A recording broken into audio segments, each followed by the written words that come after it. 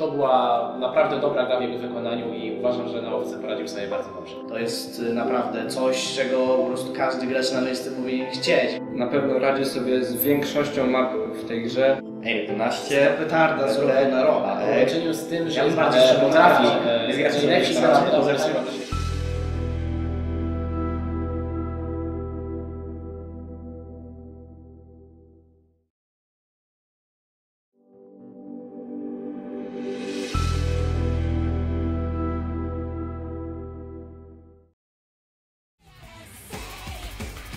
Znaleźć się w top 10 jest ciężko, ale pozostać w nim jeszcze trudniej. Najbardziej przekonał się o tym ojciec chrzestny polskiej sceny OSU, czyli Fartownik. No Fartownik to jest weteran, no gra w tą grę 9 lat, jakoś tak będzie chyba, nie? Krzychu myślę ma tę moc, nie? On ma tę moc, on wie o czym mówię. Rzadko widzę go z detką, choć wiem, że umie strzelić naprawdę dobre skory. No ale jak wiemy, syndrom Krzysia mu się udziela i co roku jest w tym rankingu coraz niżej. O wspomnianym syndromie Krzysia wie dziś chyba każdy. Liczba jego nosicieli rośnie z dnia na dzień, a w przypadku samego Krzysia choroba chyba dalej postępuje. Tak, myślę, że to trwa i teraz jak mówi, że no komputer teraz będę miał lepszy, to będzie grane, ale on będzie grane w CS-a. Syndrom Krzysia na pewno trwał na początku roku, ponieważ wtedy Fartownik nie grał aż tak dużo. Natomiast zdecydowanie więcej Fartownik grał pod koniec roku. Czy potrafi wejść, zrobić FC i pójść sobie grać dalej w CS. Generalnie jest to gracz bardzo uniwersalny. Potrafi grać wszystko po trochu, czyli zagra i Hiddena, i Hard Rocka, i Double Time'a. Nie ma problemu z praktycznie niczym, zarówno ze starymi mapami, jak i z tymi nowymi. Czy jest na takim poziomie jak lepsi gracze lub inni podobnego ranku niż on? Myślę, że nie jest aż tak na dany moment wyspecjalizowany. Krótka mapa czy długa mapa, jeśli chodzi o dobre ACC, Fartownikowi nie robi to żadnej różnicy. Z tego co widziałem, to przeważnie trzyma to ACC powyżej 98,5% na mapach naprawdę długich w zasadzie. Na długich mapach umie utrzymać to ACC. Jego ACC jest bardzo wysokie, często jest powyżej 99% na naprawdę ciężkich mapach i z pewnością jest to jego bardzo duży atut. Próbowałem snajpić jego topki, to mi się nie udawało, bo ACC to właśnie było trudne. Potwierdza to jego drugie miejsce na mapie Flying High. Jak się triggeruje, że ma 200 mniej niż #1 na Flying High'u, to na pewno go to boli, że ma 200 tam mniej od tego top 1, ale myślę, że na ACC no bardzo też chodzi. Natomiast no, w tej grze ACC to nie wszystko, trzeba też mieć jeszcze inne aspekty i w niektórych aspektach Krzysiu nam troszkę bardziej uleje.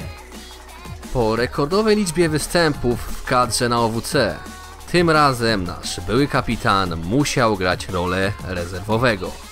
Czy na tej imprezie więcej go już nie zobaczymy?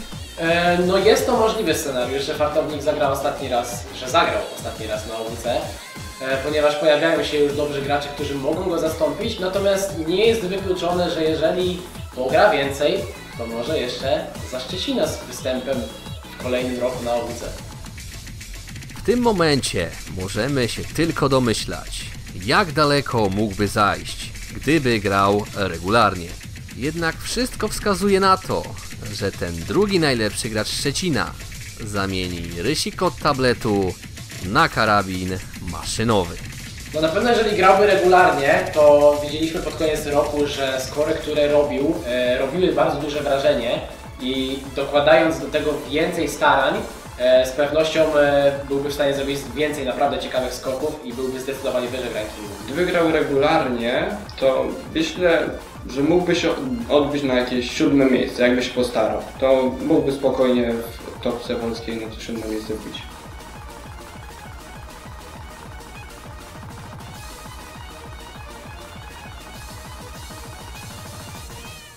Myślę, że jeżeli będzie dalej tak się obijał, to po prostu go wywalą z tej topki polskich graczy już na zawsze, bo jest dużo też graczy, którzy tam czekają na, żeby się przebić po prostu.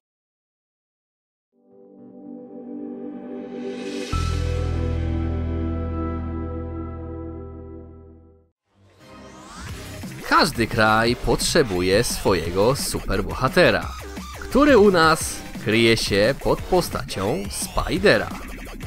Gracz głównie słynący, no właśnie, stereotypowo z Hidena, natomiast jego głównym atutem oczywiście jest jego reading i granie specyficznych map. Topki, które bija Spider, bijał. To są już takie mapy, które nie każdy z tego top 10 Polski zagra, nie każdy. I na tych mapach radzi sobie bardzo dobrze, chociażby na przykład mapa Sota Fujimori Wobble Impact na bitwie Fanzena. No, mapy Fanzena słyną z tego właśnie, że są bardzo tricky i Spider zrobił na niej wynik Hidden Hard Rock, tylko 2 osoby mają wynik Hidden Hard Rock na tej mapie i on jest pierwszy, więc no to o czymś świadczy. Na HD Spider czuje się jak pająk na sieci. W zeszłym roku sam Wilczku nazwał go królem Hidena. Czy teraz też można to o nim powiedzieć? Szczerze powiedziawszy, dalej jest mocnym. Może nie królem, ale dalej mocny w tym Hidenie, na pewno. Z Hidenem radzi sobie na pewno dobrze, lepiej niż standardowi gracze, którzy Hidena zazwyczaj nie tykają. Natomiast najmocniejsza strona może już nie. Nasz superbohater dobrze wie, że na samym Hidenie daleko nie zajdzie. Dlatego postanowił poszerzyć swój repertuar o dodatkowe mody. Gra coraz więcej hard rocka i gra to jest jakby kombinacja tych modów, że Double Time Hidden czy Hidden Hard Rock, nie? To jest na pewno coś takiego, co mu przybyło do tego Hidena, którego tak świetnie grał. Mudar Valley na bitwie Extreme, Hidden Hard Rock naprawdę dobry score w jego wykonaniu, więc Hard Rockiem radzi sobie dobrze. Na Double Time również ma bardzo dużo ciekawych skorków, również na mapach alternowych, na których wbijał PP. To w ogóle jest wyjątkowa rzecz, na takiej tricky mapie wbić PP. Chociażby pamiętam, że wbił na State of the Union, tam pamiętam chyba z 5 PP przeliczonego za to dostał. Także no to świadczy o tym, że na takich mapach też sobie radzi. State of the Union to nie jedyna mapa alternatowa w jego kolekcji. Dla mnie szokiem, że ktoś może alternatować mapy, bo ja to jestem bardziej pod single tap nastawiony, także no szanuję każdego gracza, który gra alternate. Spider stoi dosyć wysoko, jeśli chodzi właśnie o takiego gracza. Mało jest osób, które radzą sobie lepiej, no na przykład, nie wiem, z Kanady Azer albo jeszcze jacyś inni bardzo topowi gracze, a Spider przecież w rankingu nie jest jakoś wysoko, więc jego skill alternowy jak najbardziej można bardzo pochwalić. Znaczy dorasta jak najbardziej do tej całej topki, takich top 5 tych alternatowych graczy na świecie, myślę, że jest. Na OWC kadra znowu mogła korzystać z jego usług. Była to świetna okazja, by zademonstrować swoją solidną grę turniejową.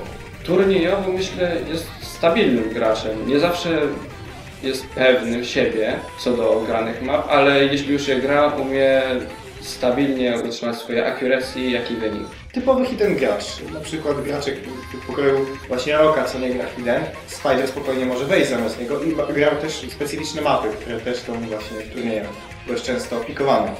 Ale myślę, że te mapy, które akurat wygrywaliśmy ze Spiderem w trakcie grania, były też jakby duża część to była też jego zasługa. Na koniec przejdźmy do poważnych tematów. W 2016 roku Spider zrobił 3. miejsce na Boys Be Stand Up. Chyba nikt nie ma wątpliwości, że za rok 1. miejsce powinno należeć do niego.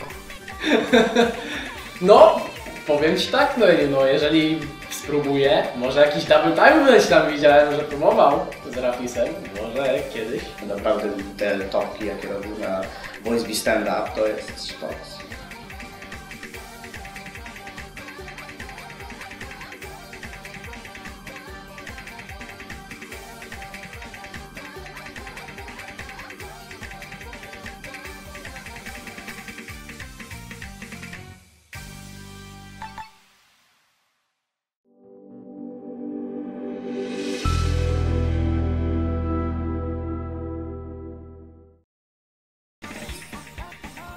Piggy, czyli jedyny tegoroczny debiutant, wdarł się na scenę głównie dzięki jednemu modowi. Piggy no to HDDT i HDDT. No co mogę o Piggy'u powiedzieć? DT. Głównie gracz Double Time'a, z Double Time'em jest kojarzony i strzela naprawdę ciekawe skory na tym Double Time'ie, takie już wykraczające poza możliwości graczy, którzy z Double Time'em nie mają dużej styczności. No, są to detki, które robią duże wrażenie.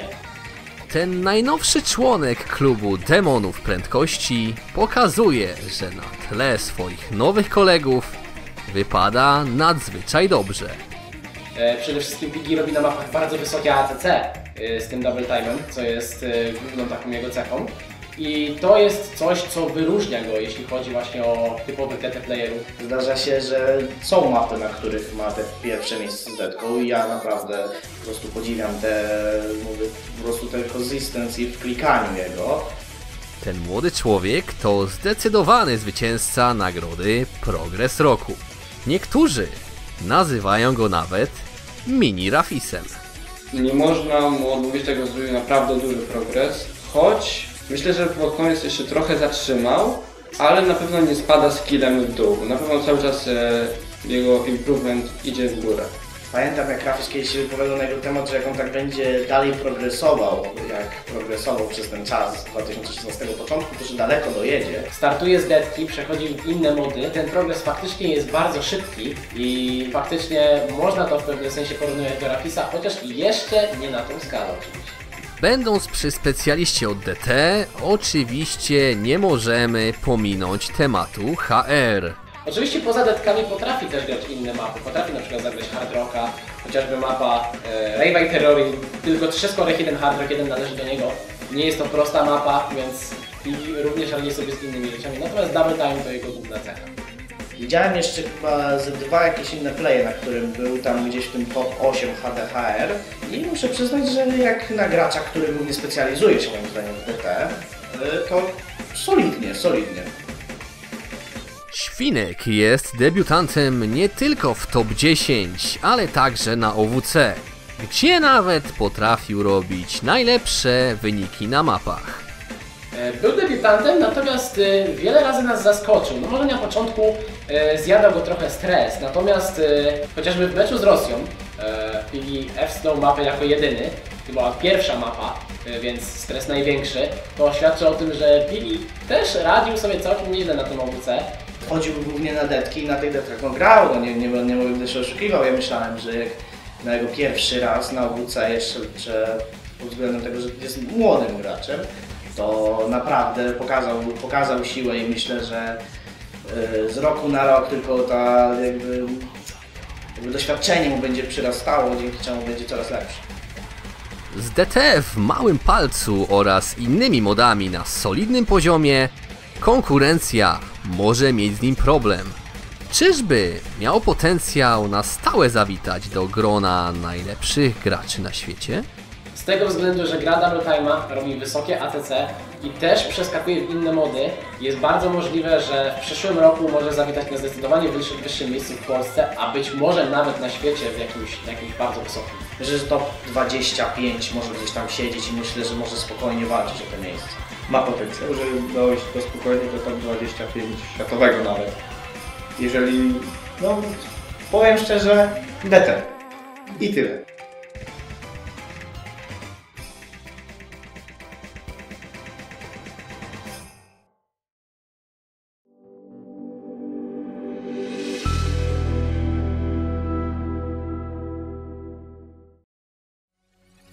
Na miejscu 7 znalazł się nowy kapitan reprezentacji Polski, czyli Amai Hashimitsu. Amai Hashimitsu, czyli no oczywiście legenda myszkowców. To jest taki, jak dla mnie, taki stabilny gracz, który zagra trochę Hard Rocka, trochę Hiddena, detki również umie. Słynie z tego, że ma naprawdę świetny aim, to jest jego główna taka cecha, z czym zawsze był kojarzony. HR to w ogóle sztos gracz, HDHR. HD na turniejach jak trzeba to zagra. Na OWC też dobrze grał. Udział w OWC to dla niego nie nowość, jednak w roli kapitana wystąpił po raz pierwszy. No przede wszystkim Amai złączył niektóre cechy moje i niektóre cechy fartownika, czyli przede wszystkim był bardziej zdecydowany co na przykład nie było moją mocną stroną. Jednocześnie też sprawdzał, na czym my się specjalizujemy i dostosowywał grę pod nas, co na przykład nie było aż tak mocnym aspektem wartownika. Nie byłem aż tak chyba zbytnio przekonany co do, jakby tam przed samym OWC, co do Amaya jako kapitan, ale myślę, że było ok. Co prawda do tego przyszłego roku nie umiałbym wybrać kogoś lepszego, no, co nie, bo wybranie fartownika to by się mijało z celem, przecież farto to by wolał pójść pograć w CS:K pewnie. Amaj to nie tylko hard rock. Jak widzimy, na DT również potrafi sobie poradzić. Lecz gdy weźmiemy pod lupę jego ulubiony mod, to możemy dojść do ciekawych wniosków. Hard rock jest jego głównym konikiem, to jest jego główna rzecz, w której się specjalizuje i na pewno wielu hard rockowych graczy byłby w stanie pokonać. Gdybym miał go porównywać z kimś odnośnie HR-ek, to może nie mógłbym go porównywać odnośnie jakby skorów, które robi, ani accuracy, które robi, tylko mógłbym go porównać raczej aimowo pod hard rocka. Myślę, że mógłbym go aż do Biko porównać, gdzie Biko no już nie jest aktywnym graczem, nie wiem czy coś się z nim w ogóle dzieje, ale aim Biko to zawsze jak każdy widzi te wysokie, bardzo wysokie accuracy, nieraz po same SS-ki na bardzo trudnych mapach, to jego aim jest po prostu perfekcyjny. Ja to samo widzę u Amaya na hard rocku. Dev streamy, jak i wysoki CS również nie wydają się przeszkadzać temu jodzie polskiej sceny osób. Jest na pewno graczem dosyć wszechstronnym, radzi sobie z wieloma aspektami gry i jako myszkowiec na pewno można uszanować jego zdolności. Aim Amaya to jak na myszkowcu to jest po prostu godlike moim zdaniem. To jest naprawdę coś, czego po prostu każdy gracz na myszce powinien chcieć, bo ten snapping na tej jego myszce jest niesamowity. Ja naprawdę podziwiam jego aim na hard rocku. To już 4. rok z rzędu Amaya w top 10. Jednak jest to dla niego pierwszy raz poza czołową 4.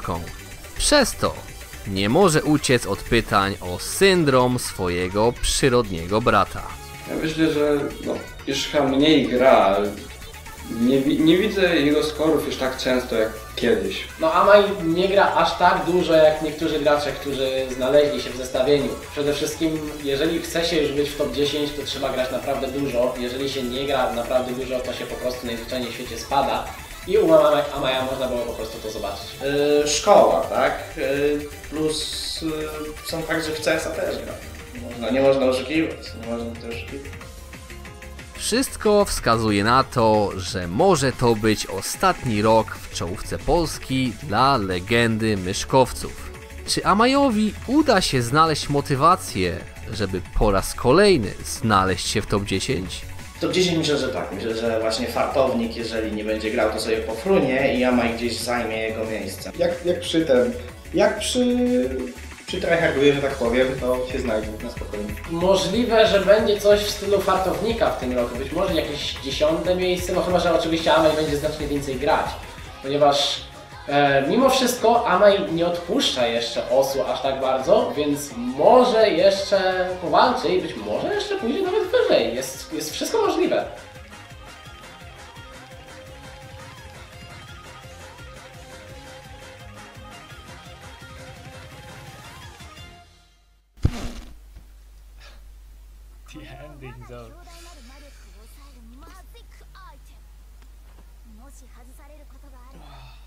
I'm so lucky. I'm so lucky.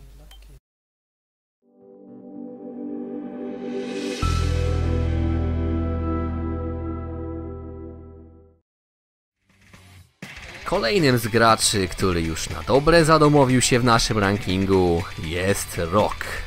No, gracz Double Time'a i Hard Rocka głównie posiada naprawdę bardzo dużo ciekawych skorków, chociażby na przykład z Hard Rocka Everything Will Freeze, które w 2015 roku zagrał No Mod, a w 2016 taki skorek poprawił na Hard Rocku. Podobną sytuację mieliśmy w poprzednich latach z Freedom Dive'em. Ale pamiętam, że byłem naprawdę impressed pod tym względem, że po prostu z roku na rok potrafię po prostu z No Moda zrobić coś hard rock. To było dla mnie naprawdę takie wow. Rock to dla mnie gracz, który umie HR-kę i Double Time'a. Na tych obu modach radzi sobie naprawdę dobrze i stabilnie.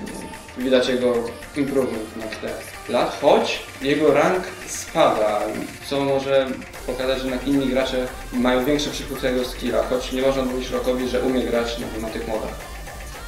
W porównaniu z zeszłym rokiem faktycznie spadł o 1 miejsce. I jeszcze raz, trzeba poruszyć temat niskiej aktywności. Mi się wydaje przynajmniej, że coś w tym może być, bo skoro o nim aż tak nie słyszałem, dopiero jak zmienił nickname i później też jak go trochę ucichło, to coś z tą aktywnością się dzieje, nie jestem pewien co. Zarówno Hard Rock jak i DT nie sprawiają mu problemu. Nie jeden może mieć dylemat przy wyborze jego najmocniejszej strony. O, to będzie ciężki, ale mi się zdaje hard rock w tym momencie. Gdybym miał wybierać, myślę, że jest to bardziej hard rock. No, skłonny jestem powiedzieć, że radzi sobie na tym lepiej, choć naprawdę detka jest na równie dobrym poziomie. Oj, tutaj to są takie jakby dwa kłócące się mody. Ja bym bardziej stawiał na hard rocka, ale wtedy też nie mogę, powiem hard rock, ale detka jest dosłownie gdzieś za tym.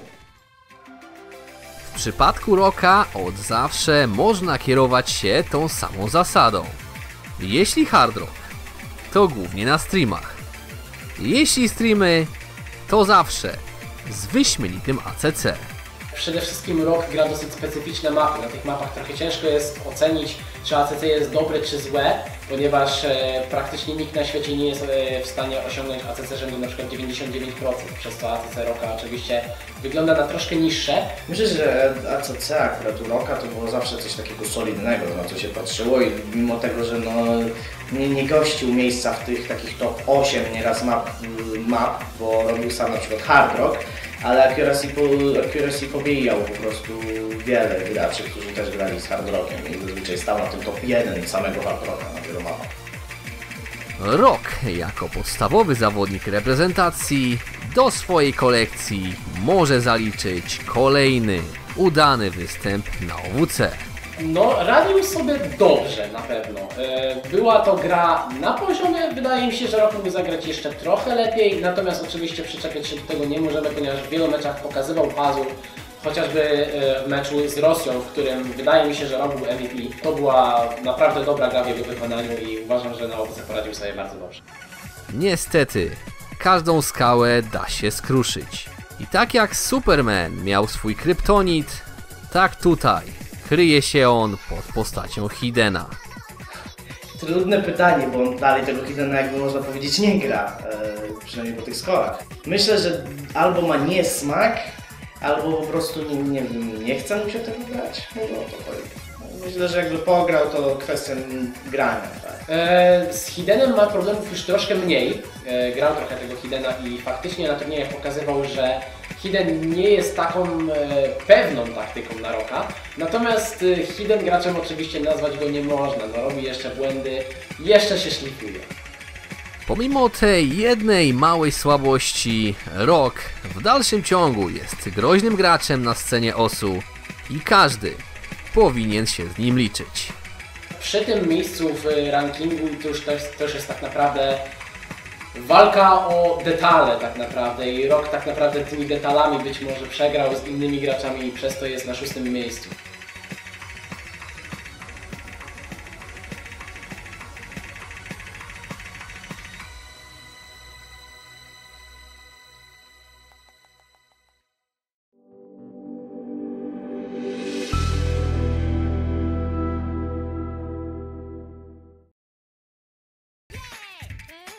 Don Salieri, szerzej znany jako Astar, wyznaje tylko jedną zasadę.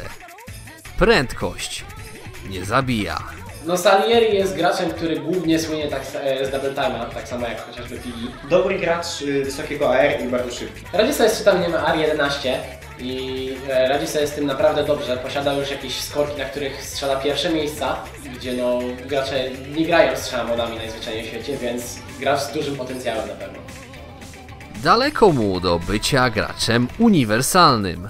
Jednak umiejętnością grania AR-11 może pochwalić się mało kto. Jeśli chodzi o AR-11 Salieriego, to wypada na tle światowym bardzo dobrze. Jest niewielu graczy, szczerze powiedziawszy, którzy radzą sobie lepiej. Oczywiście no, gracze kalibru, na przykład nie wiem, Rafis czy Angel Megumin, znany jako Angel Sim. Nie ma dużo graczy, którzy radzą sobie z tym lepiej i Salieri na pewno wypada na tym tle bardzo dobrze. Myślę, że Axariusa przebija, bo Axarius też tam jak robi te mapy, to on robi te takie mapy, których raczej nikt nie powtórzy z AR-11. Ale myślę, że przebija Axariusa po prostu ilością zagranych AR-11 map i to jest to, że on gra tych AR-11 ma bardzo dużo, co mu jakby daje tą przewagę nad resztą. Opanował pełen wachlarz double time'ów, od map szybkich, technicznych, po wspomniane AR-11. Na pewno strzela różne skorki, których wielu graczy nie jest w stanie zrobić, jest bardzo szybkim graczem. Jest naprawdę dobry, choć myślę, że na tle innych graczy nie wbija tych top skorów tak często i osobiście rzadko go widziałem po prostu na jakich mapach w top 8 nawet na tych HDDT. Dla mnie jest troszeczkę przyćmiony w tym roku. Na krótki dystans pożera wszystkich żywcem, ale z kondycją nie jest u niego najlepiej. Jego słabą stroną na pewno są długie mapy. Na tych mapach niekoniecznie trzyma full combo, zazwyczaj wkrada mu się jakiś miss randomowy i to sprawia, że nie jest w stanie robić skorków, którzy z kolei inni gracze, którzy teoretycznie są gorsi, to robią, a Astar nie jest w stanie ich zrobić. I ogólnie robi tam bardzo wysokie DPM, ale na dłuższych mapach, no nie gra dłuższych map, z tego co zauważyłem. Jego jedyna przygoda z OWC skończyła się bardzo szybko i niespodziewanie, a na innych turniejach też ciężko go znaleźć. Trudno mi się na ten temat wypowiedzieć, bo jak wiemy, Astar ma trochę problemy z tymi turniejami, może też przez swój charakter czy coś takiego. No w turniejach ciężko jest w sumie opisać Salieriego, ponieważ w niewielu turniejach go widziałem, więc ciężko mi opisać jego grę turniejową, natomiast wydaje mi się, że nie jest jakoś super słaby, na pewno dałby sobie radę w wielu turniejach, jakby oczywiście zagrał. Nie wiem, czy jest odpowiednią osobą do OWC. Nie wiem, czy byłby w stanie uzupełnić skład na tyle, aby polski skład wybić naprawdę na podium albo wyżej. Nie wiem, dla mnie jest kilku graczy innych, którzy mają w tym roku potencjał na to, aby się znaleźć w tym OWC zamiast niego. Natomiast nawet jeśli by chciał, no to na pewno wiele osób z OWC składu ma już pewien sceptyzm do niego. Ja osobiście na przykład jestem człowiek ufny, ja bym był w stanie mu zaufać, ja bym chętnie dał go do składu, bo oczywiście umie grać. Wyposażony w najgroźniejszą broń świata, jaką jest DTHR, żaden fan Salieriego nie powinien bać się o jego przyszłość. AR-11 jest taką przyszłościową zdolnością i to pozwoli mu na pewno skoczyć bardzo wysoko w rankingu. Potencjał aktualnie na te AR-11 ma bardzo wysoki. Moim zdaniem to jest gracz, który po prostu będzie grał te AR-11 i powinien się go trzymać. Według mnie potencjał Astara na wbicie top 10 na świecie jest dość wysoki. Teraz stała się ta moda na DT. Mi się zdaje, że da radę spokojnie, da radę do niego dotrzeć do top 10.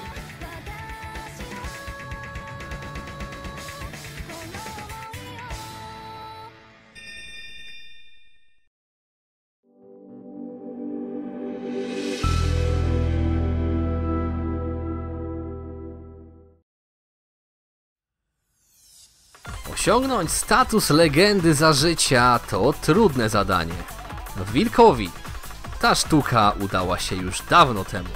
No Łabów Wolf, ta sama śpiewka co roku. Gracz uniwersalny, czyli gra wszystko i jeszcze raz wszystko. Wilku jak wilku. Myślę, że on będzie z roku na rok tak powoli. Myślę, że będzie spadał, ale będzie spadał. No gracz, który przede wszystkim turniejowy, który radzi sobie naprawdę świetnie. I na pewno byłby w rankingu wyżej, ale troszkę tutaj zaważyła jego aktywność. Dla Łabów Wolfa jest to pierwszy raz poza podium. Dlaczego tak się stało? Odpowiedź zna każdy. No nie mogę powiedzieć za dużo, bo po prostu nie był aktywny. Naprawdę, ta jego aktywność spadła. Naprawdę spadła. No aktywność u Wilka w tym roku była dosyć niska. Na początku praktycznie w ogóle nie mogliśmy zobaczyć Wilka w grze. Jeżeli już go widzieliśmy, to nie grał zbyt wiele i nie robił jakichś tam nadzwyczajnych skorów. Problemy z aktywnością były tak duże, że niektórzy głosujący pomijali go w swoim top 10.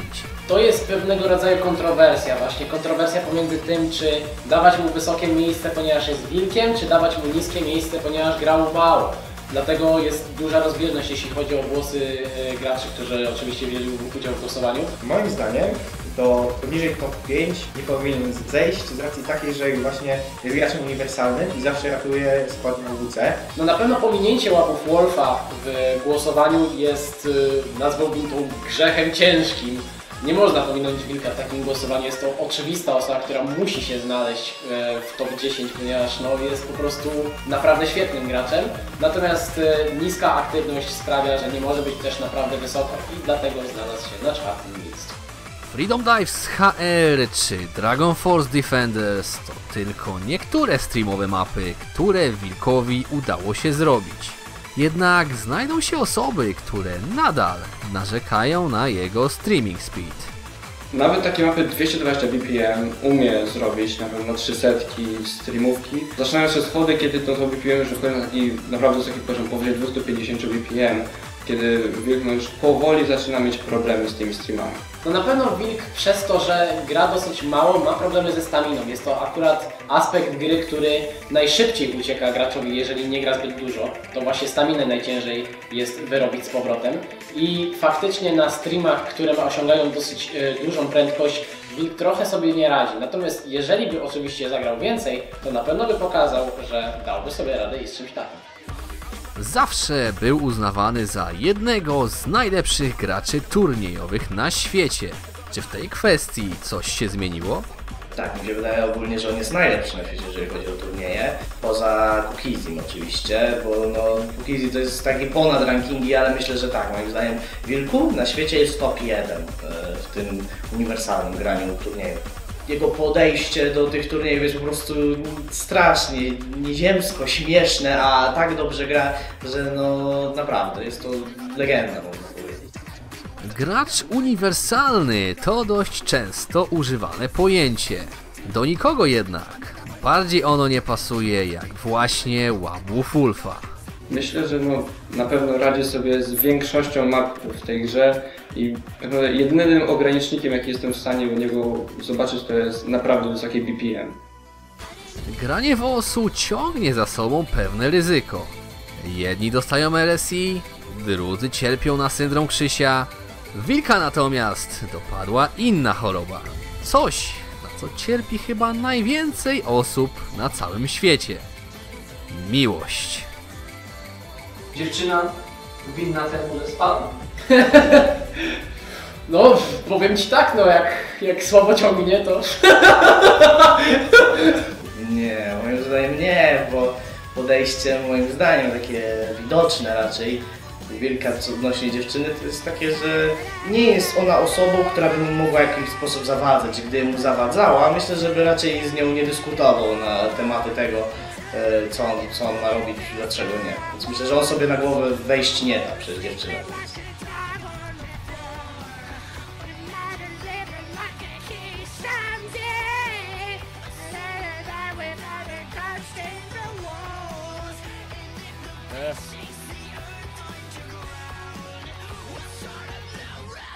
Scream. Well, that was unexpected.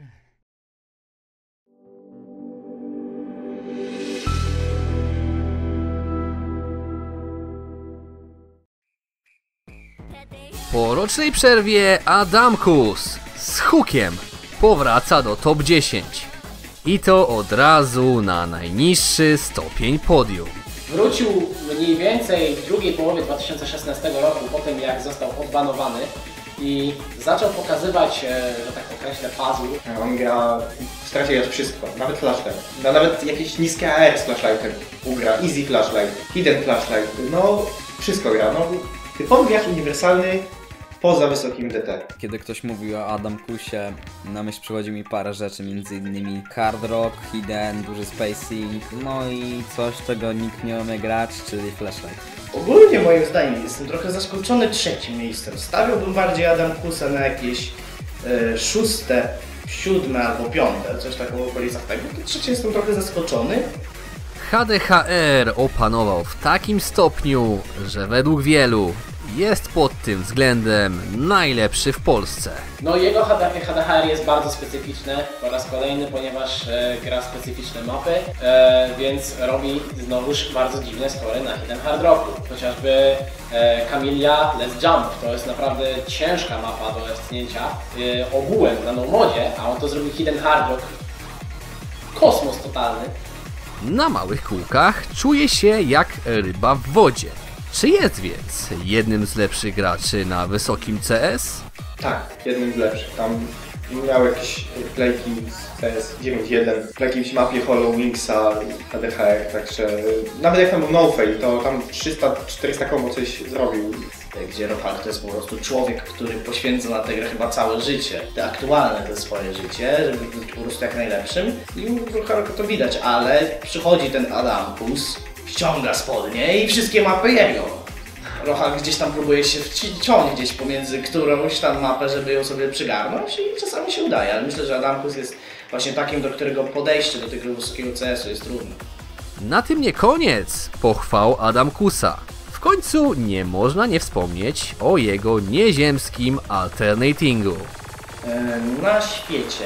Myślę, że jeżeli chodzi o Double Time'a, to tak, Double Time myślę, że on ma najlepszy. Moim zdaniem, że jeżeli chodzi o takie te mapy takie ponad 300 BPM-owe, te sliderami, jakieś tam Naruto, ten opening legendarny We Are Fighting Dreamers Double Time'em, to jest coś, na czym, co ludzie mogą oglądać i mogą tylko to oglądać, bo tego nie zagrają. Naprawdę gra takie mapy, które czasami sam jak patrzę, to jestem w szoku, że to w ogóle jest możliwe, żeby to F-nąć. Adamkus robi taką mapę i jeszcze celuje w trudniejsze.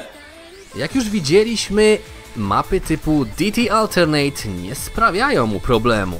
Sprawa jednak wygląda zgoła inaczej przy standardowych detkach. Adamkus jest generalnie graczem, który gra specyficzne mapy. To są mapy, które zawierają bardzo dużo alternatingu, mapy, które no, większość graczy właśnie ma z nimi problem. Natomiast jeśli chodzi o na przykład o właśnie jakieś standardowe double time'y, z którymi większość graczy double time'owych teoretycznie nie ma problemu, tutaj Adamkus teoretycznie nie radzi sobie aż tak dobrze, co nie oznacza oczywiście, że takich map nie umie grać. Czy najlepszy gracz Szczecina będzie chciał poszerzyć swe wpływy? Czy może na drodze stanie jego charakter? Tego nie wie nikt. Adamkus, jeżeli nie będzie quitował co tydzień, ani nie będzie narzekał na to, że ta gra jest głupia, to myślę, że spokojnie może te drugie miejsce w Polsce zajmować. Chyba że będzie grał jeszcze więcej double time'a, to wtedy to nie wiem, co się może stać, naprawdę. Natomiast oczywiście, gdyby się postarał, to wydaje mi się, że mógłby celować w top 10 świata. Takie jest moje zdanie.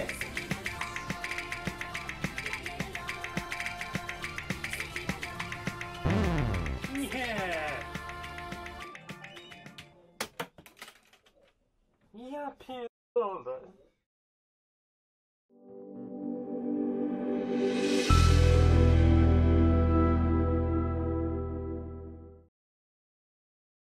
Na miejscu drugim znalazł się trzykrotny reprezentant Polski oraz najlepszy myszkowiec Rzeczypospolitej, czyli Wilczku. Wilczku to jest HDHR, HD, Normo. Bardzo dobry gracz turniejowy. Płynność jego AI ma duże konsystencji, dobry AI, naprawdę. Accuracy również trzyma na najwyższym poziomie. Rzadko widzę, żeby na jakichś jego skorach na FC schodził poniżej 99%, a nawet 99,5%. Na długich mapach też umie zrobić po kilka setek jedynie. Myślę też, takim charakterystycznym dla niego, takim jego charakterystyką jest to, że jak widzi jakaś mapa drum and bassowa, taka, to widzę często jak wbija pierwsze miejsce z HD. Jest jedynym graczem, który w tegorocznym top 10 zajął wyższe miejsce niż rok temu. Niestety przez ten czas wciąż nie nauczył się grać double time'a. Powód, dla którego jest wyżej w rankingu, to głównie regularna gra. Trudno nie być lepszym, kiedy się gra regularnie i wbija się na spokojnie skory, które są jednymi z najlepszymi na świecie. Z detki na detkę, którą gra, myślę, że on sam się musi zorientować, że to już nie jest to, że jego palce nie klikają, tylko to jest kwestia tego, jak on to będzie grał. Ale jakby pograł tak z 2 tygodnie DT bez przerwy, tam z przerwą oczywiście na godzinę, powiedzmy na hard rocka, to by dał radę spokojnie do 260 klikach, bo widziałem jak grał. Sam Hidden jest trybem, który wielu graczom sprawia problemy. W Wilczku natomiast umiejętność grania HD po prostu wyssał z mlekiem matki. Jego poziom Hiddena dalej jest taki, że no, potrafi robić na mapie ponad 3000 combo SS z Hiddenem, kiedy ten tryb Loft został dodany, to potrafi coś takiego zrobić first try, to jest niesamowite. Myślę, że w Polsce dalej jest najlepszym Hiddenem. Na pewno jest jednym z najlepszych graczy. Jest jeszcze paru, których umie tego Hiddena na równie dobrym poziomie i myślę, że Wilczku może spokojnie z nimi walczyć o miano najlepszego gracza Hiddena. Nie powiem, że jestem najlepszy, ale chyba jestem dosyć blisko, tak mi się wydaje. Poza wysokim ACC na tle innych graczy wyróżnia się pod wieloma względami. Wyróżnia się tym, że po prostu długość map i jego po prostu accuracy do długości jest niesamowita. Mi się zdaje, że konsystencja. Potrafi bardzo długie mapy streamować. Ja nie wiem, skąd bierze tą staminę, bo nawet potrafi wystreamować, kurczę, 700 kółek na DT 210 bpm bez przerwy, long stream. Zawsze jego ruch kursora jest pewny i trafia często w środek kółka, a nie na brzegach. Wyróżnimy to, że gram na myszce, no kurczę, to jest niespotykane za bardzo w topce graczy. Na turnieju, gdy w przeciwnym składzie widzisz Wilczka, to z góry możesz założyć, że mecz zakończy się przegraną. On zawsze trenuje mapę, on zawsze wie, co będzie grał, czego nie będzie grał. On nie stara się walczyć z tym, czego nie będzie grał, tylko trenuje to, co będzie grał. Stara się jakby przeanalizować to, co inny zawodnik może chcieć wziąć.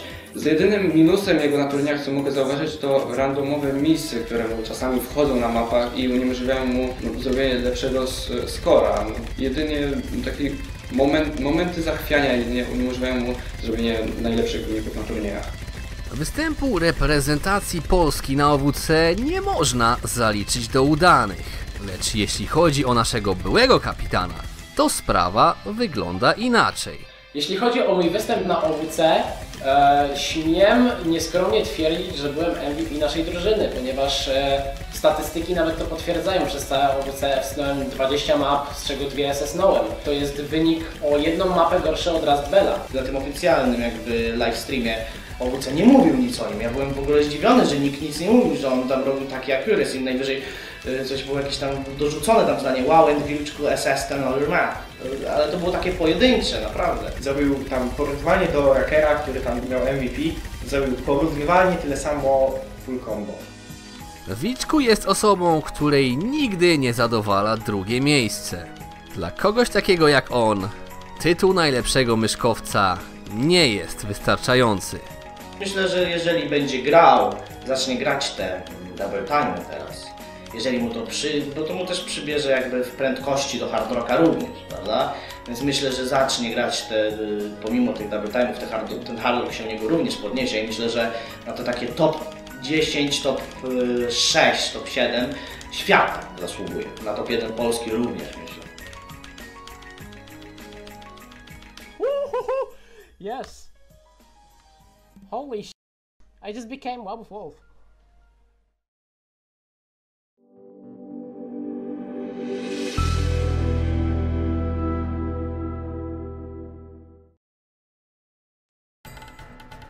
Król Polski może być tylko jeden i w 2016 roku ten gracz nie miał sobie równych. No Rafis, gracz, który po raz kolejny na pierwszym miejscu, jeśli chodzi o ranking Polski. Przede wszystkim gracz, który zaczyna być graczem uniwersalnym, ponieważ nie gra już tylko double time, tak jak kiedyś mówiliśmy. No Rafis to jest taka petarda z roku na rok. On po prostu potrafi zagrać coś, co po prostu komuś może zniszczyć głowę. Co mogę o Rafisie powiedzieć? No R11, DT, HR, HD troszkę mniej, ale coraz lepiej.